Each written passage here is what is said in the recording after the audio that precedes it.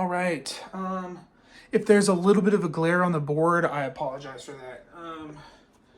May just have to bear with me. Oh, and there it is. Okay. Right. So completing the square, we're going to take example 51 from the homework, from the test one homework. And so that's going to be x squared. Actually, I take that back because I want to do the a harder one that'll involve every step. So we're actually going to do 63. So 63, which has 3x squared minus 2x minus 2 equals 0. All right. Okay, so completing the square, what we want to do is make sure that we first thing is to divide off this first number. It has to go period first, no matter what, forever and ever. Step one, you have to divide this guy off. It doesn't matter if it makes fractions. I'm saying absolutely first thing you do when it says completing the square, you have to get rid of this here. If there's a 1 there, you're good, but you have to get rid of that. 3 over 3 over 3 over 3. Just divide that thing off completely. That's step one. So then that cleans up here to x squared minus 2 over 3x minus 2 over 3 equals 0. All right? Make sure I wrote down the right. Okay, yeah. Awesome. So now we have this off. Good, right? Okay, second thing is to create a gap. You want to move this constant over to this other side. It creates a gap. Okay? So divide off, gap. Okay? So then we have x squared minus 2 over 3x. Move this guy over, which just changes the sign, and we leave a gap here. Now, sometimes the problem will be presented with this already over here. You're good, as long as it's the constant. Not the one with the x, not the one with the x squared, the constant on that side, right? Creates a gap, right? Okay, so we have a gap. If it's already over here, you just kind of make room. You just kind of move it over, right? Okay, so then we take this middle term and we divide it by 2 or multiply by half. I'm actually going to say multiply by half because it works when you have fractions. It makes it a little bit simpler, okay? So then we take this middle number, just the number, right? We take all of it too, that sign goes with it, right? So down here we have a negative 2/3, and then dividing by 2 is the same as multiplying by half. I'm going to use multiply by half. You can always multiply by half. It may make it easier. So I'm going to multiply that thing by half. So if I multiply this together, these 2's can cancel, right? And then I'm left with a negative 1/3, right? Okay, so just to recap, step one, divide off this guy, period. No questions asked, do it, okay? This is simplified. Now you create a gap, you move the constant over to this side, right? Now we take this middle dude and we multiply by half. We get it down here, and then we square that dude. So then we square him. Once we square it, we're good to add it back up there, right? So I'm not going to add it. I'm going to continue downward. So we have x squared minus 2 over 3x. You always add this parenthesis part, and you bring it along with it. If it's got the negative, it doesn't matter. You bring it along, right? And then this equals 2/3. What you do to this side, you have to do to that side, always and forever with these like equations. We cannot. So if I added it here, I got to add it there to keep everything balanced, right? Okay, sweet. So now we just do a little bit of cleanup. My board's a little bit small, so I'm going to kind of, let's see, I think I can use this side of the board. So we're going to come up over here. Let me use this. We're going to come over here.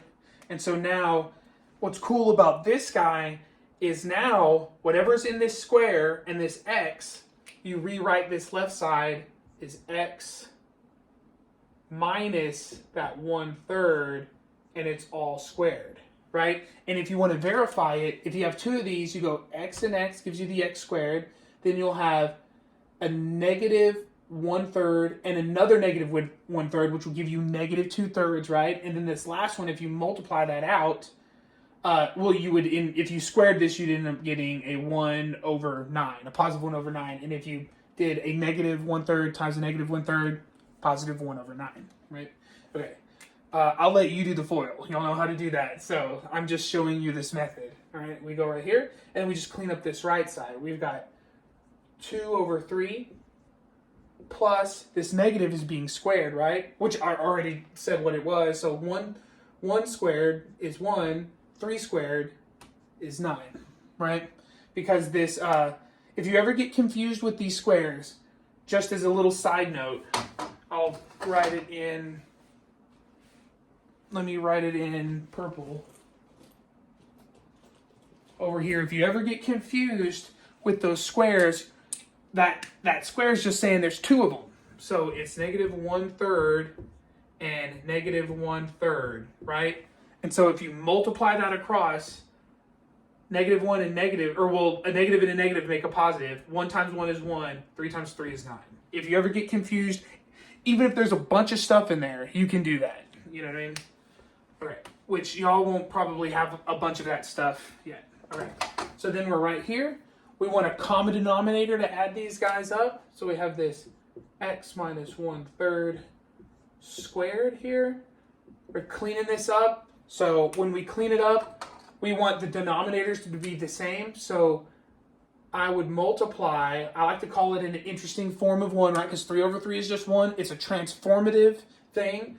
When you multiply by 1, it doesn't change anything, right? But we're just changing how it looks. So 3 times 3 is 9. 3 times 2 is 6. And we have this plus 1/9, right? Okay, so now, copy this guy one more time. Combine this, gives me 7 9s, right? Nice. Okay.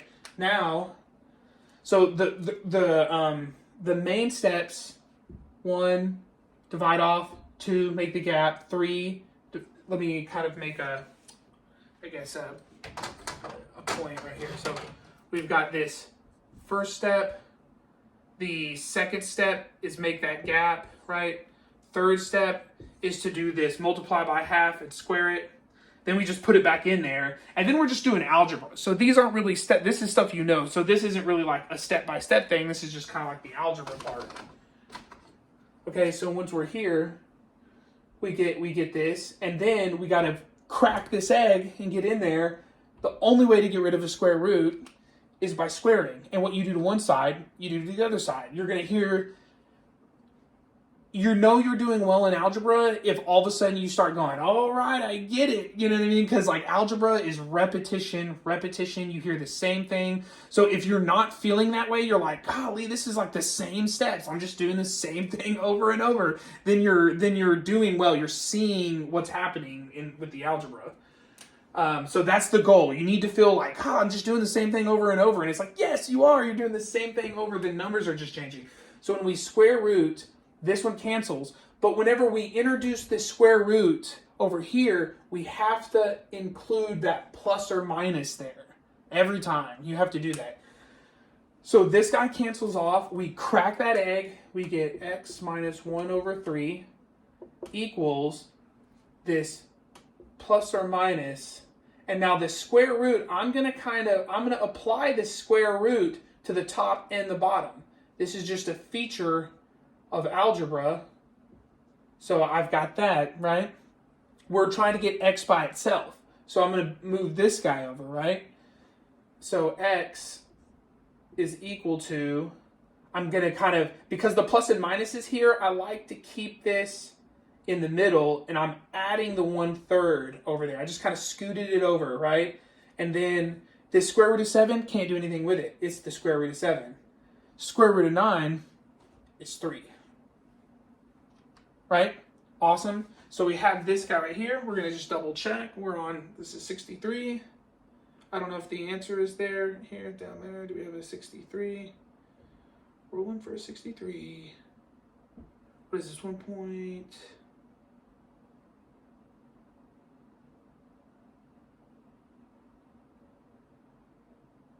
1.5.